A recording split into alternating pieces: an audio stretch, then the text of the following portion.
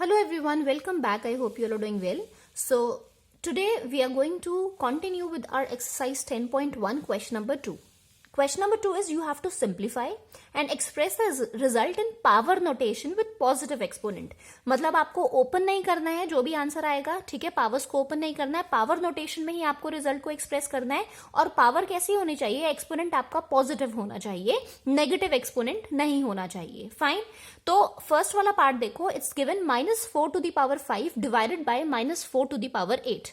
अब बीच में साइन कौन सा है, डिवीजन का। सिंस अगर आपको रूल्स अच्छे से अब याद हैं, फॉर्मूलाज याद हैं, तो I think there is no difficulty for you. क्या करेंगे, हमने पढ़ा था a⁴m upon a⁴n।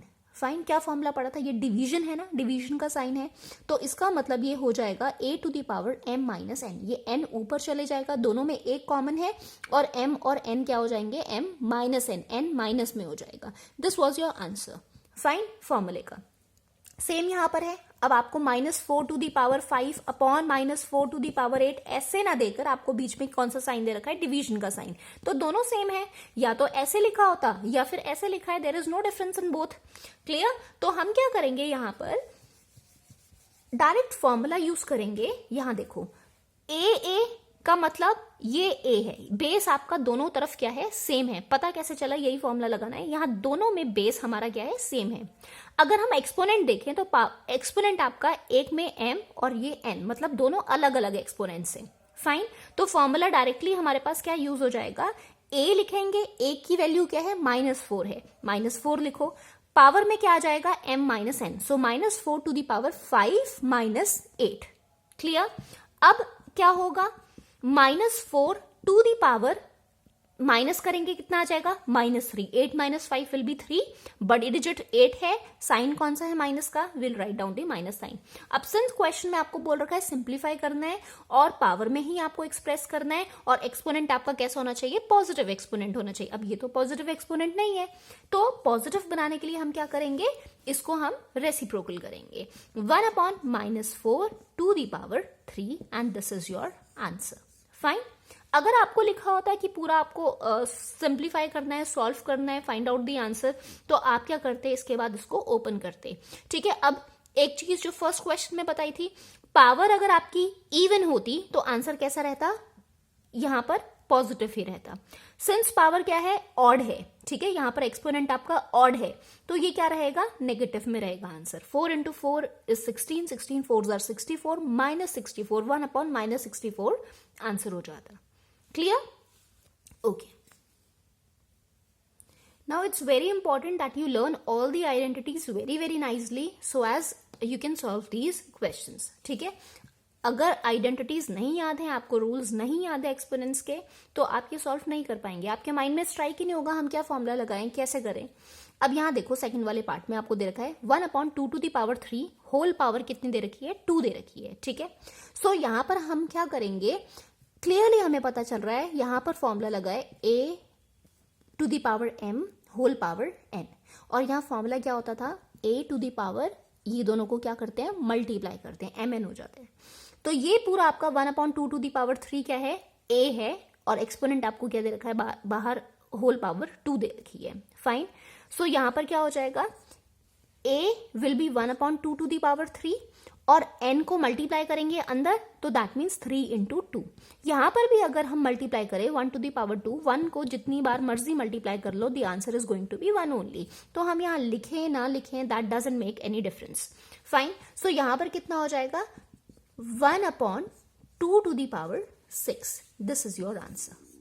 Clear, okay. Now look at the third part. Third part में हमें क्या दिखाई दे रहा है, ये a है -3, हमें क्या यहां भी -3 दिखाई दे रहा है, नहीं, ये दूसरा नंबर हमारे पास डिफरेंट है। फाइन, यहां बेस क्या है, 5/3 है, मतलब दोनों अलग अलग है।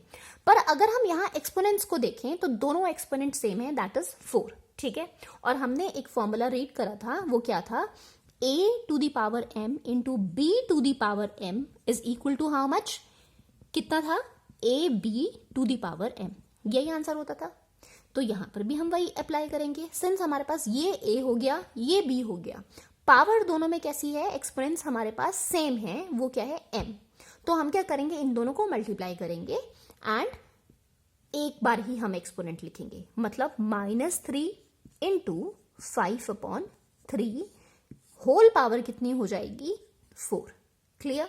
अगर हम इसको कैंसिल हम कर सकते हैं ना, कैंसिल कितना हो जाएगा 3 1 is 3, that will be -1, so this will be -5 to the power 4. This is your answer. Clear. I hope there is no doubt till here. इसको भी जब हम ओपन करेंगे तो answer is going to be in positive only, ठीक है, क्योंकि power क्या है, इवन है। सो इवन आपके पास अगर एक्सपोनेंट दे रखा है तो -5 इंटू -5 इंटू -5 4 बार अगर आप मल्टीप्लाई करोगे the answer is going to be in positive. Clear. Now look at the fourth part. It's 3 to the power -7 divided by 3 to the power -10. ये एक ब्रैकेट में आपको दे रखा है, फिर आपको दे रखा है 3 to the power -5। तो सबसे पहले हम ये सॉल्व कर लेते हैं ब्रैकेट वाला, उसके बाद हम जो भी आंसर आएगा उसको मल्टीप्लाई करेंगे with 3 into 3 to the power -5। Clear. अब सिंस अगेन यहाँ पर कौन सा साइन है बीच में, डिवीजन का, सो a to the power m upon a to the power n, क्या फॉर्मूला होता है, a to the power m minus n। So 3 to the power m minus n कितना दे रखा है, n -10 है। अब यहां मिस्टेक मत कर देना, या तो डायरेक्टली +10 लिखो या फिर आप क्या लिखोगे, because it's a to the power m minus n, तो ये बीच का माइनस का साइन तो ये है, और n आपके पास क्या है, n is -10, so I have written -10 here. Clear. So minus minus आपका क्या हो जाएगा, प्लस हो जाएगा, into 3 to the power -5 you are going to write down, ये हो जाएगा -7 + 10, fine, into 3 to the power -5, इसको साइड बाय साइड हम लेकर चलेंगे।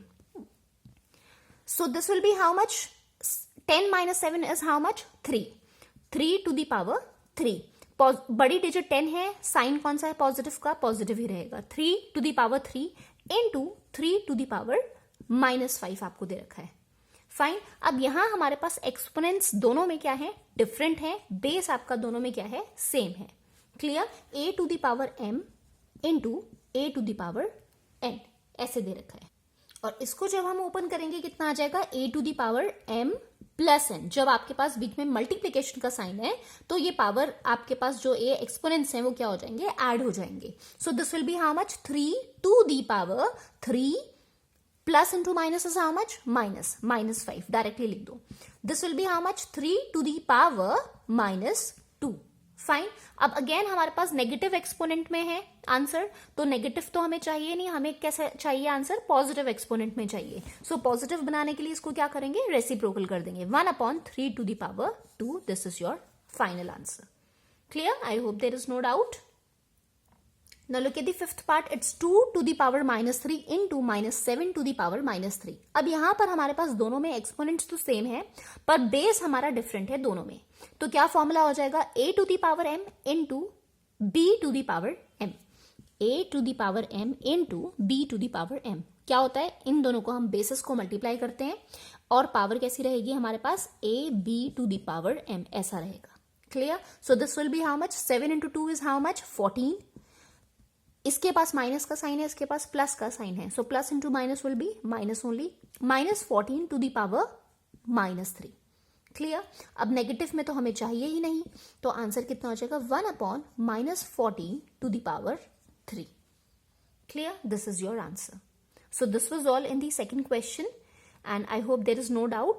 Still, if you have any kind of doubt, you can ask me in the comment section. Those who haven't liked, shared or subscribed the channel, please do like, share and subscribe. Meet you in the next video. Till then, take care and bye-bye.